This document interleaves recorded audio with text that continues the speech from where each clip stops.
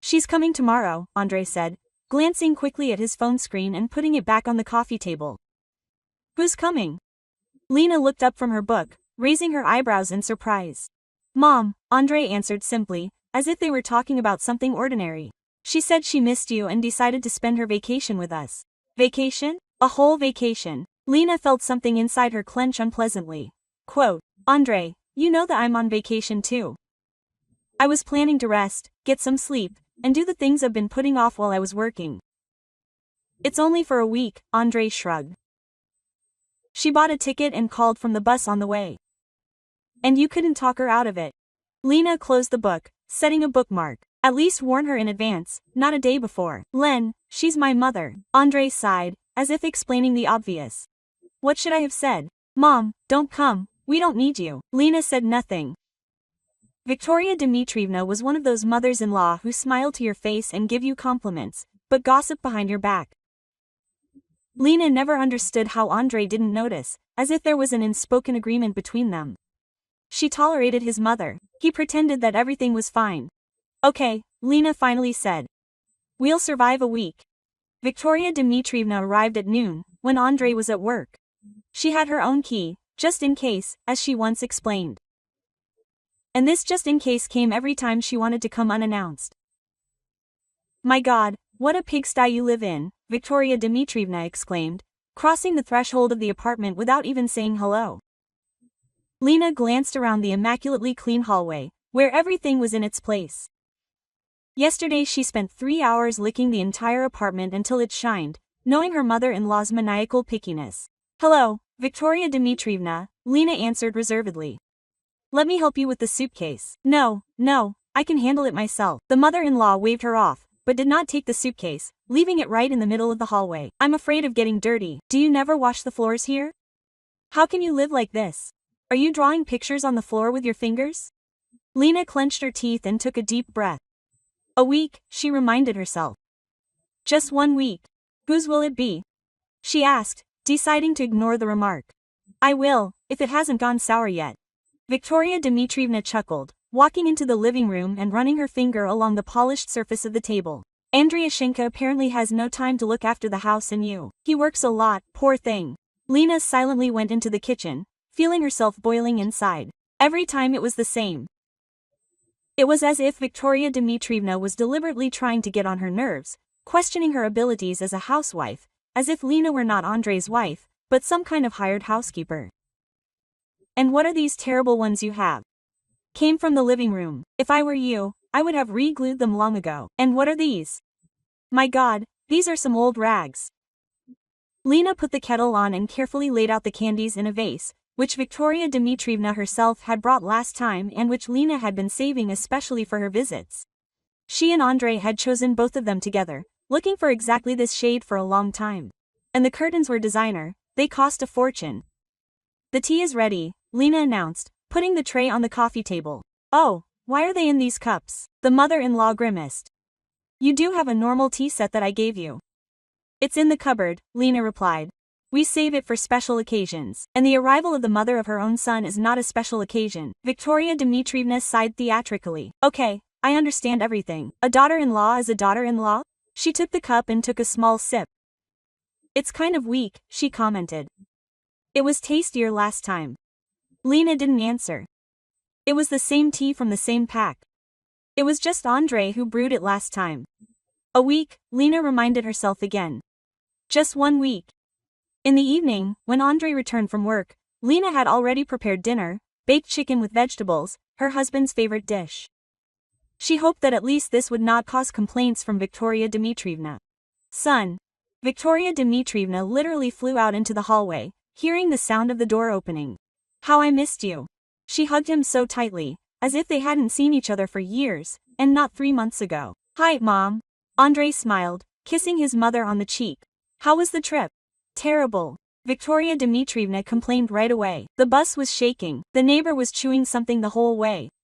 And you have here, she looked meaningfully at Lena. Its own atmosphere. What does that smell like? Andre asked, sniffing.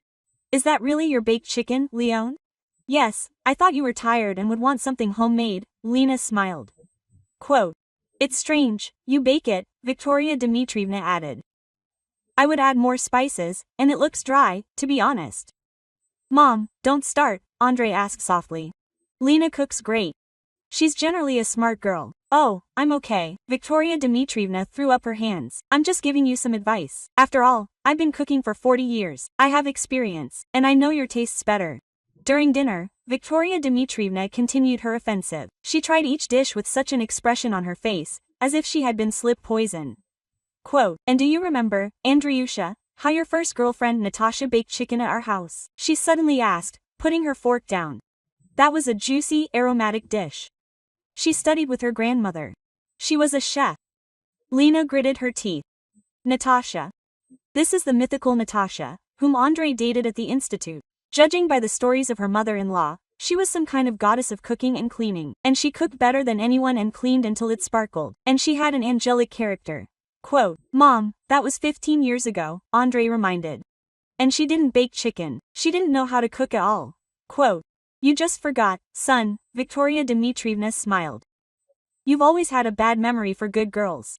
After dinner, when Lena was clearing the table, Victoria Dmitrievna decided to help, starting to rearrange the dishes in the cupboard. Victoria Dmitrievna, don't, Lena tried to stop her. I'll do everything myself. What are you talking about? Snorted the mother-in-law, continuing to rearrange the plates. Everything is out of order, you can't find anything. This way it will be more convenient. Quote, she put forward the cups that Lena had deliberately put away in the back because they were rarely used. Please, don't touch my things. Lena took the blood from her hand, trying to stop the two things. Victoria Dmitrievna pulled her hand away as if it had been burned. Andreyusha, did you hear? Your wife thinks that everything in this house belongs only to her. That's not what I said, Lena objected. I'm just asking you not to rearrange what Andrei and I have already arranged in a way that is convenient for us. Andreyusha, tell her. Victoria Dmitrievna turned to her son, who was watching the situation from the doorway. Explain to your wife that I'm just trying to help. Andrei sighed. Let's not quarrel. Okay, Mom, maybe you shouldn't rearrange the dishes. And you, Len, don't take everything so personally. Great, Lena thought. Once again, I find myself at fault for her meddling in matters that aren't her business. Of course, son, Victoria Dmitrievna readily agreed. I just wanted the best, but if Lenachka was against it, the rest of the evening passed in a tense atmosphere. Victoria Dmitrievna leafed through the family album, constantly commenting on which photos needed to be removed and which added. She especially insisted on replacing the photo from their wedding with more successful ones, where Lena was standing sideways and was almost invisible. When at 11 o'clock Lena and Andrei were finally alone in the bedroom, she couldn't take it anymore. Andrei, don't you notice what she's doing? What are you talking about? He asked tiredly, pulling off his shirt. About your mother? She's always criticizing me. Quote, compares me to some past girlfriends, tries to remake our house for herself. Lena, she just wants to help. Andrei rubbed his temples. Don't exaggerate. It's only for a week. You just don't see what she's really like. Lena pulled the covers off the bed. Or don't you want to see? Don't start, Andrei winced. Let's just go to bed. I'm tired enough today, and then all this. Lena turned to the wall. Tomorrow would be the third day of this visit. And she wasn't sure she could stand another 5. The morning of the third day began with a rumble in the kitchen. Lena jumped up in bed and glanced at the clock. Andrei was sleeping, his head covered with a pillow. She had to get up and tiptoe out of the bedroom to find out what was going on. Victoria Dmitrievna, wearing a colorful dressing gown, was standing in the middle of the kitchen, pulling out and pushing drawers, rearranging pots. What are you doing? Lena asked, trying to speak quietly. Looking for a normal frying pan. Victoria Dmitrievna answered without turning around.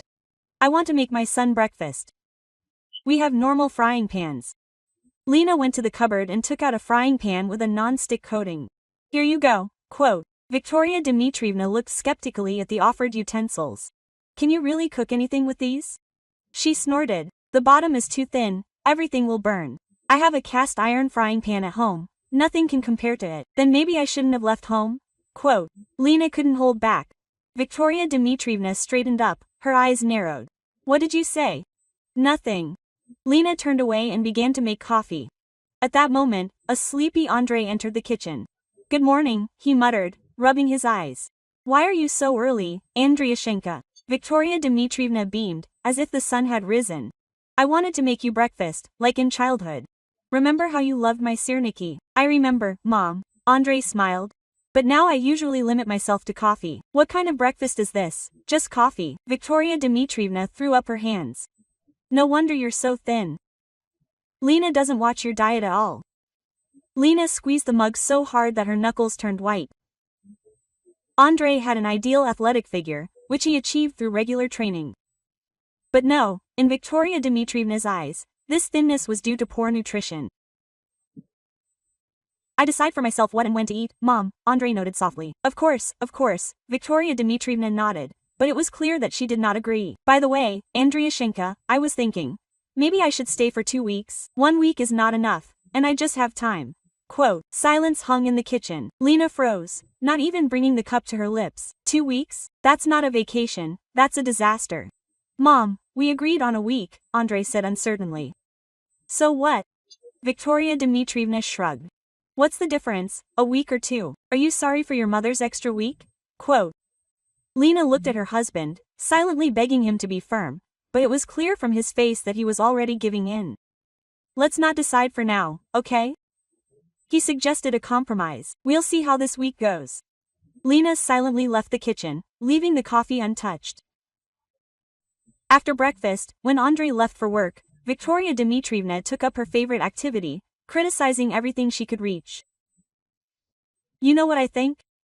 She said when Lena was sitting at her laptop in the living room. You could use a general cleaning? I looked under the sofa, there was such a layer of dust. We clean every week, Lena answered, without looking up from the screen. Well, then you're doing it badly, Victoria Dmitrievna retorted. My house is always clean. Lena sighed and closed the laptop. She couldn't concentrate under such pressure anyway. Okay, she said, getting up. We can clean today. This decision was not easy for her. To spend half a day proving the obvious to her mother-in-law that the house was already clean. But it was better this way than to listen to endless barbs for another week. By the evening, when Andrei returned from work, the apartment was sparkling clean. Lena washed all the floors, wiped every surface, cleaned the carpets, washed the windows. Her back ached and her hands were red from the detergents. Wow! Andrei was surprised. Look around. Something happened. Just a little cleaning, Lena smiled tiredly. Victoria Dmitrievna, who had mostly been giving instructions all this time, rather than helping, slowly walked around the living room, running her finger along the shelves. Well, she finally said. It's okay for a snake pit, of course, but it's still far from normal cleanliness. Lena froze. Something inside her seemed to snap. She slowly turned to her mother-in-law, feeling the blood rush to her face. Quote, a snake pit? Lena asked quietly. Her voice sounded strangely calm. Quote, you called our house a snake pit? Victoria Dmitrievna, not noticing the danger in her daughter-in-law's tone, waved her hand casually. But that's what they say. It's just that such an expression suits yours, if I can say so. There is no house. Lena took a step forward. You didn't just say that. I spent the whole day cleaning here, although it was clean before. And all in order to prove to you that I am a good housewife. Lenachka, you are exaggerating. Victoria Dmitrievna smiled indulgently. I just wanted it to be more comfortable here.